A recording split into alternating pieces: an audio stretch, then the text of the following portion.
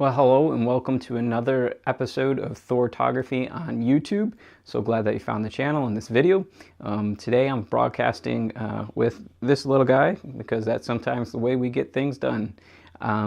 Today I wanted to talk to you a little bit about light. Light is sort of the currency of photography. It's one of the main ingredients. And I wanted to show you some examples of how to use what's called available light. So the light that might just be available. There's different kinds of lights. And when you walk into a room or an environment, hopefully this will give you sort of some pointers in terms of what to look for and think about where the light's coming from and what kind of light it actually is. So we're going to actually use this room today, and I'm going to demonstrate some examples of how light can change in an environment and how you can make some interesting images no matter what your light source is. One thing to think about is you might not always end up with the image you planned on when you're dealing with available light, but that doesn't mean it can't have some impact. So we'll go and check it out, and we'll see how light in the environment can change the images that you make. So this is the look of the room when you first walk in the door. Two artificial lights in a window. So in this scenario, I've turned off the artificial lights, and I have left the window curtains open. You'll notice it's a cloudy day outside. That makes a difference. So in this scenario, I've turned off the artificial lights and I've closed the window curtain, so very much less light. And here I've opened the bathroom door, but the window in the bathroom is closed, so there's just a little light, and the window curtain is still closed in the bedroom. So in this final scenario, the window in the bathroom is open through that doorway, and the curtains are closed now over the window in the bedroom. So obviously all the same room, but multiple lighting scenarios just with altering a couple of the lights, whether that's turning off the lamps or closing the shade or opening a door. You can see how the light in the room changes pretty dramatically in terms of the color of the light and the nature of the light, how bright it is in the room. So I'm going to take you through a couple of images to show you those different lighting scenarios in real-world examples. So in this first image, you'll see that the lamp behind me is turned off, and I'm just using light from the window. So the other lights in the room are shut off. But watch what happens when I turn the lamps on behind me. So here in this scenario, you see there's that light coming from the lamp, and there's light coming from the window. So some of the shadows that are on the far side of my face have warmed up a bit, and the overall look of the image is warmed up just a little bit. Where there was shadow behind me, now there's that lamp light. So a much different look than what we saw before, where there's just the window light. So let's look at another scenario. So in this scenario, this is where the other lights in the room are turned off and the curtain is closed, but there's still that window light.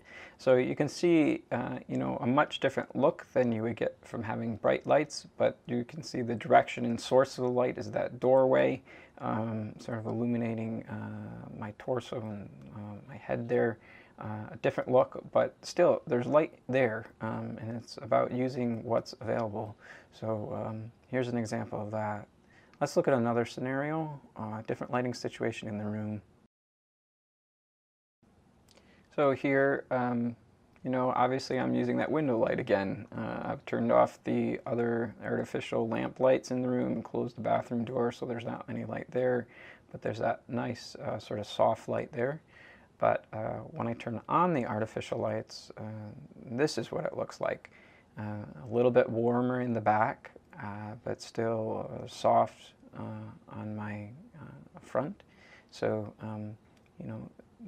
changing those lights gives it a different feel. And when you think about where those lights are coming from, you can, and the color of those lights, the temperature, it can really make a difference on what your photo looks like. So here I'm going to take you to a much different lighting situation in a bathroom where there's no natural light at all. All the light is coming from the lights above the mirror in this case, or from above the toilet in this second scenario, and show you that you can still make images with this light. Yes, it's not very pretty light, but use the light you have. That's what available light is about. So we'll take a look here. Here's an image with the lights on above the mirror. It also sort of channels my inner supermodel, looking nice and poetic. But you know, there's even light. It's just sort of a funny color. And it really sort of works here all right. I did do a little bit of processing on it in terms of the look of the image, which isn't cheating. In this case, I processed the image in black and white, draws out some of those funny angles and shapes a little bit better than the color did, and I didn't like it in color. So how you process your images with available light can make a difference too. Something to think about. Maybe another video about that some other time. But here, there's the only light source in the bathroom is that light above the toilet that we looked at earlier. So not a lot of light, but even light. Not a lot of shadows in there that are distracting. The shadows that are there are a little bit soft. Here again, I can play a little bit with that single light source and convert it to black and white because of the angles and shapes. But you know, there's still only that one light source, and you have to use what you have. And hopefully that these examples give you some thoughts about using the light that you have or viewing where light comes from. Well, hopefully that little walkthrough gives you some ideas about how you could look for light in your environment, no matter what kind of light that might be, whether it's artificial light or natural light. Hopefully it gives you a sense of direction about thinking where the light source is and what its relationship is with the camera and the subject. Obviously this isn't you know, the whole picture of what light can do, but maybe it'll get you thinking. So next time you walk into a room, you can see for yourself what kind of light's there, how much light's there, and where it's coming from. Anyway, thank you for listening. Subscribe if this was helpful, and share it with a friend. Invite somebody along, and I look forward to seeing you next time. Thanks.